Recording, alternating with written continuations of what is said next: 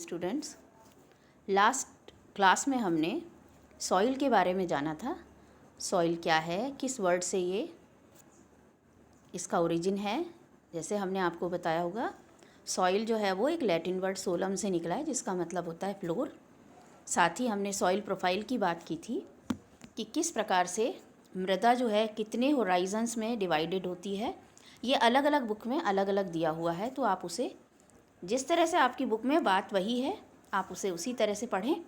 ए horizon है तो कुछ बुक्स में उसको A00 A1 में डिवाइड कर रखा है, किसी में सिंपल उसको ए होराइज़न के नाम से दिया हुआ है, किसी में A1 A2 दे रखा है, कहीं O से शुरू हो रहा है, 0 से शुरू हो रहा है, फिर AB में जा रहा है। तो जो भी आपके होराइजन्स के बारे में दिया हुआ है, बेसिक आपको उसकी बातें याद रखनी है। आपको फॉर्मेशन ऑफ सॉइल के बारे में भी बताया था कि वेदरिंग क्या होती है, पीडोजेनेसिस क्या होती है। आज हम बात करेंगे सॉइल टेक्सचर की, कि सॉइल किस प्रकार की दिखाई देती। क्योंकि सॉइल अगर आप इसके कॉम्पोजिशन को देखें तो इसके कॉम्पोजिशन में बायोटिक एबायोटिक फैक्टर्स होते हैं, इनऑर्गेनिक ऑर्गेनिक कंपोनेंट्स होते हैं। तो अगर आप सॉइल को पढ़ना चाहें, देखना चाहें, तो सॉइल में आप कितनी तरीके की चीज़ें देखते हैं।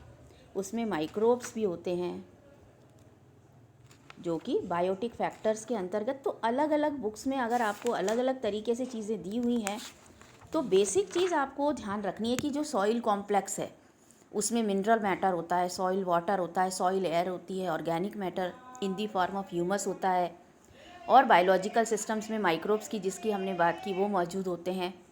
यानी सॉइल एटमॉस्फेयर जो होता है उसमें क्या क्या चीज़ें मौजूद हैं वो आपको बतानी है। तो जिस भी बुक में जिस तरीके से दिया हुआ है, आपको वो बेसिक चीज़ याद रखनी है कि जो एडेफिक फैक्टर है सॉइल एक, इसमें क्या, इस कॉम्प्लेक्स में क्या क्या चीज़ें मौजूद होती हैं।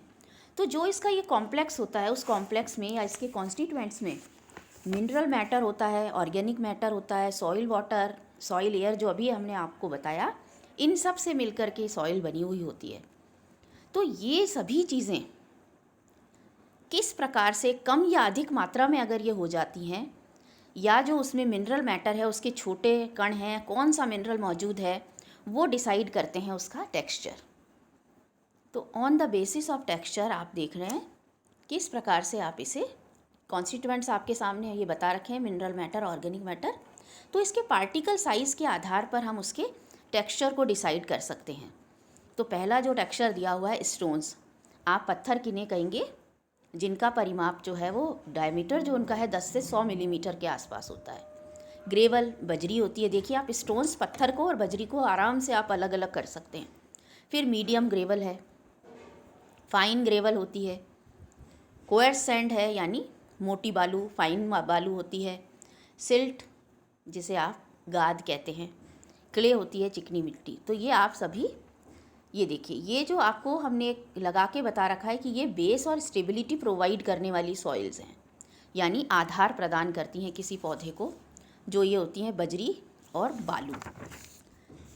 जो क्ले और ये गाद जो आपके हमने लिखा हुआ है यहाँ पर, ये न्यूट्रिएंट्स को अपने अंदर रखते हैं, और इनकी वाटर होल्डिंग कैपेसिटी जो होती है उसके आधार पर आप इन्हें पहचानते हैं। क्योंकि क्ले आप देखिए, जिससे बच्चे खिलौने बनाते हैं, या कुम्हार जो चिकनी मिट्टी को काम में लेता है, उसकी जो वाटर होल्डिंग कैपेसिटी होती है वो बहुत ज़्यादा होती है। तो इनकी जो वाटर होल्डिंग कैपेसिटी होती है वही निर्धारित करती है कि कितने उसमें पोषक तत्व मौजूद हैं। बालू, गाद, ये सब मिल कर के पौधों के लिए अवेलेबल कराते हैं न्यूट्रिएंट्स को। और खनिज के आधार पर भी किस प्रकार से आप इसे निर्धारित कर सकते हैं, तो वो है लोमी सॉइल जो होती है, ये सैंड, सिल्ट और क्ले का क्या कॉम्बिनेशन हो सकता है। जो ये loam, sand soil, clay soil, sandy loam soil है, ये किस आधार पर विभाजित किए गए हैं कि सैंड का, सिल्ट का और क्ले का, यानी बालू, गाद और चिकनी मिट्टी किस कॉम्बिनेशन में कितनी कितनी मौजूद है, इसके आधार पर इसको विभाजित किया गया है। लोमी जो सॉइल होती है उसमें बराबर मात्रा में होती है रेतीली मिट्टी भी और चिकनी मिट्टी के कण। इसमें एयर का जो वो है, आवागमन जो है, आना जाना, यानी अच्छे से पोरस होती है ये सॉइल। इसमें वाटर होल्डिंग कैपेसिटी अच्छी होती है, और पौधों के लिए ये बहुत अच्छी होती है क्योंकि इसमें ह्यूमस की मात्रा भी अधिक होती है, जो दोमट मिट्टी होती है। दूसरी है सैंडी सॉइल। इसमें क्या होगा, जैसा नाम इसका बता रहा है, इसमें सैंड के कण बहुत ज़्यादा मात्रा में होंगे, तो इसमें वायु तो बहुत अधिक होगी, लेकिन पानी का जो जल धारण क्षमता या इसकी वाटर होल्डिंग कैपेसिटी वो बहुत कम होगी। देन क्ले सॉइल, इसमें चिकनी मिट्टी के जो पार्टिकल्स होंगे वो ज़्यादा होंगे, वाटर होल्डिंग कैपेसिटी बहुत ज़्यादा होगी, लेकिन सॉइल एयर कम होगी। तो इसमें चिकनी मिट्टी में जो पौधे उगते हैं वो संभावना बहुत कम होती है, क्योंकि उनको पानी भरपूर मिलता है, लेकिन वो पानी अवेलेबल नहीं होता चिकनी मिट्टी का पानी, क्योंकि उसमें एयर मौजूद नहीं होती और बिना एयर के पौधा रह नहीं सकता। फिर होती है Sandy loamy soil.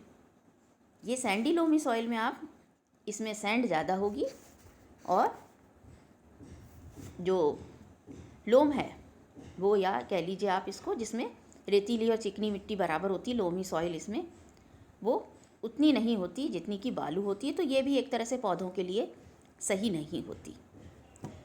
Then types of soil, कि किस प्रकार से आप सॉइल को विभाजित करके देख सकते हैं कि कितनी प्रकार की, बेसिकली कितनी प्रकार की सॉइल्स हो सकती हैं। तो यहाँ देखिए आप, ये लेटेराइट सॉइल है पहली सॉइल जो है, ये लाल रंग की। देखिए हमने बहुत शॉर्ट में इनको लिख रखा है कि आप एकदम से इन्हें याद कर सकें। रेड कलर की सॉइल होती है। अब रेड कलर की क्यों होती है, क्योंकि इसमें आयरन के और एल्यूमिनियम के ऑक्साइड्स मौजूद होते हैं अपर सरफेस पर। साथ ही इसमें ये कहाँ पर पाई जाती है लेटेराइट सॉइल, माउंटेन रीजन में ज़्यादा पाई जाती है।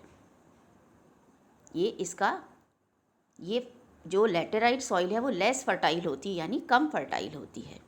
तो अब आप समझ गए होंगे कि लेटेराइट सॉइल जो है वो लाल रंग की मिट्टी है, ज़्यादातर ये ट्रॉपिकल रीजन्स में पाई जाती है। इसके आयरन के और एल्यूमिनियम के ऑक्साइड के कारण ये लाल रंग की होती है।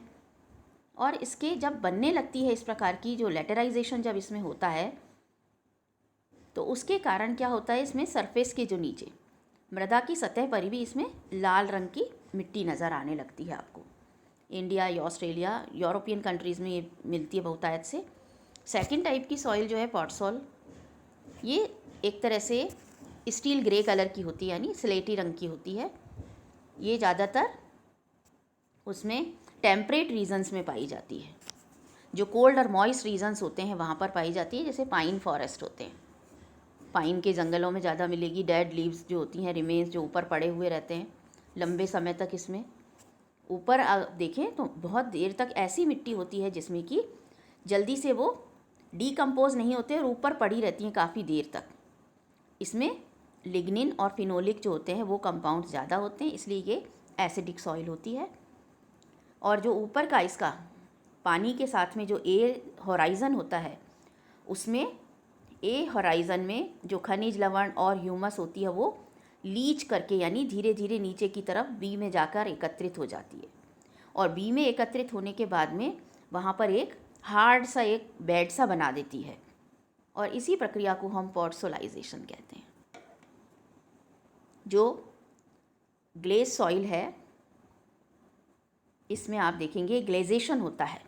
आपसे शॉर्ट में या पूछा जा सकता है, जो शॉर्ट आंसर्स आते हैं उसमें, या जो मल्टीपल चॉइस क्वेश्चंस के साथ में वन लाइनर्स आते हैं, डेफिनेशन जिनमें पूछी जाती है कि पॉडसोलाइजेशन क्या होता है, तो आपको हमने ये बता दिया है कि जो पानी के साथ में ए लेवल में जो खनिज लवण और ह्यूमस मौजूद होती है वो जाकर के बी लेवल पे एक हार्ड सा बेड बनाती है, उसको हम पॉडसोलाइजेशन कहते हैं।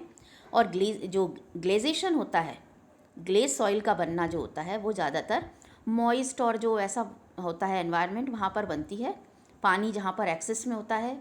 और ये जो सॉइल होती है वो ग्रेइश ब्लू होती है, यानी नीली स्लेटी से रंग की होती है। और क्यों होती है ऐसी, क्योंकि इसमें फेरस कंपाउंड्स उपस्थित होते हैं।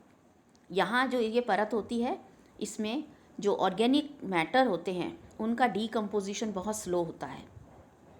और ये नीले और ग्रे रंग की जो परत होती है वो भी बी स्तर में, यानी बी होराइज़न में जाके जमा हो जाती है, और इसी को हम ग्लेजेशन कहते हैं। तो अगर आपसे पूछा जाता है कि व्हाट इज़ ग्लेजेशन, तो ये जो फेरस यौगिकों की जो परत है नीली और ग्रे रंग की, जब वो बी लेवल पे या बी होराइज़न में जाकर के ए से जमा हो जाती है बी में, तो इसको हम ग्लेजेशन के नाम से जानते हैं। And such type of soil is known as gley soil. Third is the chernozem soil. इसमें आप पाएंगे कि ये जो मिट्टी होती है वो भूरी काली रंग की होती है। ये भूरे काले रंग की जो मिट्टी होती है उसको हम उसके नाम से चेरनोजैम सॉइल के नाम से जानते हैं। ब्लैकिश ब्राउन होती है ये। और ये जो जहाँ बहुत कम ह्यूमिडिटी पाई जाती है ऐसी जगहों पर मिलती है। इसमें ऑर्गेनिक मैटर से ह्यूमस बनता है और जो मेलेनाइजेशन प्रक्रिया होती है उसके द्वारा जो ये ह्यूमस होती है वो पानी के साथ मिल करके गहरे काले रंग का हो जाता है। और इसमें लीचिंग बहुत कम होती है, इसलिए इसे हम चेरनोजैम मृदा के नाम से या मिट्टी के नाम से जानते हैं। फिर कैल्शियम रिच जो सॉइल्स होती हैं, ये हमने लिखा है यहाँ पर कि जो चेरनोजैम सॉइल होती है उसमें लेस लीचिंग प्रेजेंट होती है और ये इसीलिए चेरनोजैम कहलाती है। देन जो कैल्शियम रिच सॉइल होती है ये मोस्टली नॉर्थ इंडिया में मिलती है। इसमें कैल्शियम जो मिट्टी होती है उसके नीचे एक परत होती है कैल्शियम कार्बोनेट की, और कैल्सिफिकेशन के कारण जो मिट्टी में कैल्शियम होता है वो जल के साथ मिलकर के कैल्शियम कार्बोनेट के रूप में प्रेसिपिटेट हो जाता है और बिल्कुल पत्थर, कड़ा पत्थर या बिल्कुल हार्ड चूने जैसी शक्ल ले लेता है, जिसे कि हम नोड्यूल के नाम से जानते हैं या कैंकर कहते हैं, जिससे कि जो सॉइल होती है उसमें वो कैल्शियम काफ़ी मात्रा में मिल जाता है और उसको फर्टाइल बना देता है। तो ये आप सभी जानते हैं कि जो सॉइल का स्ट्रक्चर होता है उसमें इनऑर्गेनिक ऑर्गेनिक सब्सटेंसेस होते हैं, एयर वगैरह ये सब चीज़ें होती हैं।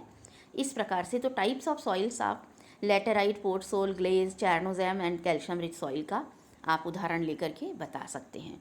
अब अगर आप डेफिनेशन देना चाहें तो देखिए कैल्सिफिकेशन क्या होता है।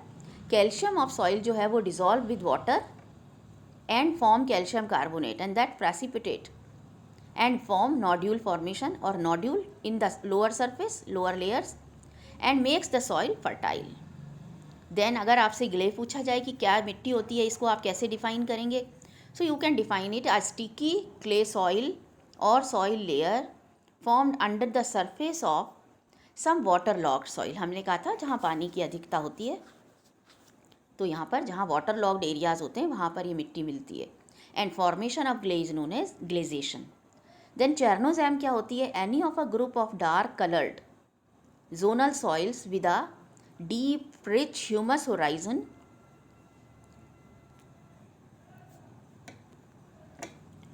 Horizon such as the grasslands of central North America of temperate to cool climate. तो ये डेफिनेशन आपको हमने बताई हुई है, इसको आप देख लें। अगर आपसे एग्ज़ाम में पूछी जाती है व्हाट इज़ चेरनोजैम तो आप इसे बता सकें। Now what are physical, biological and chemical constituents या chemical properties of soil. Soil की क्या केमिकल बायोलॉजिकल प्रॉपर्टीज़ हो सकती हैं? अगर हम उनकी बात करें तो आप सॉइल जो न्यूट्रिएंट्स होते हैं ये इसके मेन कॉन्स्टिट्यूएंट्स होते हैं, या बिना सॉइल न्यूट्रिएंट्स के सॉइल की कोई यूटिलिटी नहीं रहेगी, क्योंकि पौधे अगर उसमें उगेंगे तो उसमें उन्हें न्यूट्रिएंट्स अवश्य चाहिए। सो सॉइल जो है it is made up of a rock particles and those big particles are basically inert. जो बात आपको हमने कही कि सॉइल जो बनी हुई होती है वो इनर्ट पार्टिकल की बनी होती है। जब इसमें खनिज मिलते हैं तो उसके बाद में ये थोड़ी फर्टाइल होती है, उसकी कंपाउंड्स इसमें बनने लगते हैं। तो ये जो सॉइल है इसमें छोटे छोटे गाद हो या मिट्टी, चिकनी मिट्टी हो, उसके कण होते हैं, और एल्यूमिनियम, सिलिकॉन के ऑक्साइड और दूसरे मिनरल्स जब इसमें मिलते हैं तो ये जो पार्टिकल्स होते हैं, ये सॉइल पार्टिकल्स, इन सब के मिलने के कारण नेगेटिवली चार्ज हो जाते हैं। और ये जो मिट्टी में घुले हुए होते हैं मिनरल्स जैसे hydrogen, potassium, sodium, ammonium, magnesium, calcium, इन सब के जो भी पॉजिटिव आयंस होते हैं उनके साथ ये नेगेटिव आयंस उनको अट्रैक्ट करते हैं और फिर बहुत ही स्ट्रॉन्ग बॉन्ड बना करके और वहाँ पर कुछ कंपाउंड्स का निर्माण कर लेते हैं, और जल द्वारा आसानी से ये विस्थापित नहीं होते, यानी रिप्लेस नहीं हो सकते पानी से ये। और ये जो नेगेटिवली चार्ज जो आयन होते हैं वो पौधों के लिए बहुत अधिक आवश्यक होते हैं खनिज पोषण के लिए, क्योंकि ये अट्रैक्ट करते हैं नेगेटिवली चार्ज जो है मिनरल पार्टिकल्स, इनको पॉजिटिव वालों को। इस प्रकार से जो मिट्टी में इनऑर्गेनिक जो सब्सटेंसेस प्रेजेंट होते हैं वो नाइट्रेट्स, नाइट्राइट्स, फॉस्फेट्स आदि की फॉर्म में आपको दिखाई देते हैं, जिससे कि आप उन्हें पौधे के लिए उपलब्ध करवा सकें। जो सैलिनिटी ऑफ सॉइल की बात करें या हम पीएच की बात करें पौधों की, तो पौधे की जो पीएच होती है, पीएच आप सभी जानते हैं, हाइड्रोजन आयन कॉन्सेंट्रेशन होती है। इस पीएच को लेकर के भी आपकी अलग अलग बुक्स में अलग तरीके से उसे दिया हुआ है। किसी में सैलिनिटी ऑफ सॉइल को कह करके ये समझा रखा है, किसी में डायरेक्ट रोल ऑफ पीएच को बता रखा है। तो जो एक ऑप्टिमम पीएच होती है पौधे के लिए, दैट इज़ 6 to 7.5 होती है। एंड इट रिक्वायर्स, जो एसिडिक सॉइल जो पौधे रिक्वायर करते हैं वो होते हैं, जैसे राइस है, टोमेटो है, उनको एसिडिक सॉइल चाहिए, यानी 6 से पहले वाली जो रेंज होती है। आप सभी जानते हैं जो सोरेनसन स्केल है पीएच का, उस स्केल में आप 1 से अगर स्टार्ट करते हैं और 14 पर जाते हैं तो बीच में 7 को आप न्यूट्रल पीएच कहते हैं। तो ये जो स्केल है, जो एसिडिक सॉइल चाहते हैं उनमें 6 से कम आपको देखने को मिलेगी, और जो एल्कलाइन सॉइल होती है उनमें, उसको एल्कलाइन सॉइल को हम रे के नाम से भी जानते हैं। तो आपसे पूछ सकता है कोई एग्ज़ाम में कि REH, रे इज़ वॉट, तो एल्कलाइन सॉइल को हम दूसरा नाम देते हैं रे। एक्सेसिव एल्कलाइन जो सॉइल होती है उसको, राजस्थान की जो यहाँ पर बेसिकली देखें आप सॉइल की पीएच 8 से 8.9 के बीच में, यानी एल्कलाइन बेसिक साइड में जा रही है, क्योंकि यहाँ पर पीएच अगर किसी सॉइल की 10 आती है जिस, तो उसमें इसको सोडिको या कुछ इस तरह के कुछ बुक्स में आपके हो सकता है दिया हुआ हो, उसको सोडिको सॉइल क्या कहते हैं हम, क्योंकि उसमें सोडियम आयन की एक्सेस होती है, उसमें अधिक होते हैं। तो soil texture, soil nutrients and soil pH, ये हमने देखा। देन सॉइल एयर, जो पोर स्पेस होता है सॉइल में, यानी सॉइल जो पार्टिकल्स हैं उनके बीच में जो जगह होती है उसको हम पोर कहते हैं या पोर स्पेस कहते हैं। वहाँ पर जो एयर इकट्ठी हो जाती है तो वो एयर काम में आती है पौधे के। अगर वाटर लॉग्ड सॉइल होती है जहाँ पर पानी अधिक मात्रा में होता है, जैसे हमने क्ले की बात की थी, तो वहाँ पानी अधिक होने के कारण वहाँ पर जो ऑक्सीजन है या एयर जो होती है वो बिल्कुल कम हो जाती है और वो मिट्टी पौधे के लिए फर्टाइल नहीं होती। सॉइल टेम्परेचर आप देखें तो ये बहुत इंपॉर्टेंट रोल प्ले करता है, किस प्रकार से कि जब तापमान जो होता है वो प्रभावित करता है एब्जॉर्प्शन को, और पौधे के जो खनिज लवण और पानी का एब्जॉर्प्शन है वो बहुत ज़्यादा प्रभावित होता है तापमान से। इसलिए जो सॉइल टेम्परेचर होता है that also plays an important role. And solutes जो प्रेजेंट होते हैं सॉइल में, ऑर्गेनिक मैटर लाइक या सॉइल वाटर जो प्रेजेंट होता है, तो हम सॉइल ऑर्गेनिक मैटर की बात करें तो बहुत सारे उसमें कार्बनिक पदार्थ होते हैं जो कि उसमें घुले रहते हैं, जिनकी हम बात कर चुके हैं, लाइक कैल्शियम, मैग्नीशियम, सोडियम, और इनके सबके कंपाउंड्स भी बन जाते हैं। और साथ में ये पॉजिटिव जो चार्ज होते हैं वो नेगेटिव चार्ज के द्वारा अट्रैक्ट होकर के भी पौधे के लिए अवेलेबल होते हैं। देन हम बात करें, ये देखिए ये सारा आपको हमने ऑर्गेनिक मैटर के बारे में बता रखा है कि जो सॉइल होती है उसमें 10% होता है ऑर्गेनिक सब्सटेंस, और ये किससे बनता है, ऑर्गेनिक मैटर प्लस एक्सक्रीटरी जो प्रोडक्ट्स होते हैं। एंड आफ्टर डीकम्पोजिशन ये किस में कन्वर्ट हो जाता है, ह्यूमस में। एंड ह्यूमिफिकेशन प्रोसेस के द्वारा होता है ह्यूमस का बनना, और what humus breaks in inorganic substance like carbon dioxide, water and mineral. ये देखिए इसको हम मिनरल का मिलना, उसमें मिनरलाइजेशन कहलाता है, और ये सब चीज़ें उसको अवेलेबल हो जाती हैं पौधे को जब वो ह्यूमस ब्रेक होती है इनऑर्गेनिक सब्सटेंसेस में और बाकी चीज़ों में। जो ह्यूमस होती है उसमें नाइट्रोजन, कैल्शियम, पोटेशियम, फॉस्फोरस की मात्रा होती है। अब हम बात करते हैं एक बहुत ही इम्पॉर्टेंट जो कि सॉइल वाटर कहलाता है, क्योंकि soil water is the main source पौधे के लिए। और मिट्टी में मिलता है पानी, वो कहाँ से मिलता है, रेन वाटर से। तो बेसिक जो सॉइल वाटर के लिए सोर्स हो गया वो क्या हो गया, रेन वाटर। पौधों के लिए तो सॉइल वाटर हो गया मेन सोर्स, जबकि सॉइल में पानी कहाँ से आएगा, रेन वाटर से। तो अगर कम मात्रा होती है पानी की तो सॉइल में कम मात्रा मिलती है पानी की। अब ये कितनी प्रकार का पानी हो सकता है जो कि पौधे के आसपास मौजूद हो सकता है, या जैसे ही बारिश होती है तो वो जो रेन वाटर होता है, और ये भी आपके अलग अलग उसमें दे रखा है, किसी में gravitational water, capillary water, hygroscopic water vapour, combined water, इस तरह से। किसी में एक और लाइन लिखी हुई हो सकती है रन ऑफ वाटर, जो कि एक तरह से पानी जो जैसी बारिश होती है और कुछ पानी बिल्कुल बह के चला जाता है, उसको हम रन ऑफ वाटर कहते हैं। तो rain water is the main source. फिर अगर हम बात करें कि गुरुत्व जल क्या होता है, आपसे एग्ज़ाम में इसकी डेफिनेशन पूछी जा सकती है, व्हाट इज़ ग्रेविटेशनल वाटर। तो जब पानी, बारिश का जल जो होता है वो मिट्टी में जाता है और मिट्टी का जो इंटर स्पेसेस होते हैं उनमें घूम घाम करके वो पानी जो होता है ड्यू टू ग्रेविटी वो कहाँ चला जाता है, निचली सतह पर मिट्टी के, और वहाँ नीचे पहुँच करके वो इकट्ठा हो जाता है। तो जो नीचे पहुँच चुका पानी वो पौधों के काम में नहीं होता, और ड्यू टू ग्रेविटी ये नीचे पहुँच जाता है, इसलिए इसे हम कहते हैं ग्रेविटेशनल वाटर, या फिर हम इसे बोलते हैं गुरुत्व जल। तो ये एक पहली टाइप हो गई कि किस प्रकार से पानी जो होता है वो नीचे पहुंच जाता है, ये काम में नहीं आ पाता। फिर होता है कैपिलरी वाटर। जो कैपिलरी वाटर होता है ये ड्यू टू सरफेस टेंशन होता है, क्योंकि जो वाटर मॉलिक्यूल्स होते हैं वो एक दूसरे को अट्रैक्ट करते हैं, और बीच में जो मृदा होती है उसके बीच में जो इंटर पार्टिकल स्पेसेस होते हैं वहाँ पर कुछ वर्षा का जल, पानी जैसे बारिश हुई, मिट्टी में पानी जाता है, मिट्टी के कणों के बीच में ये पानी ठहर जाता है।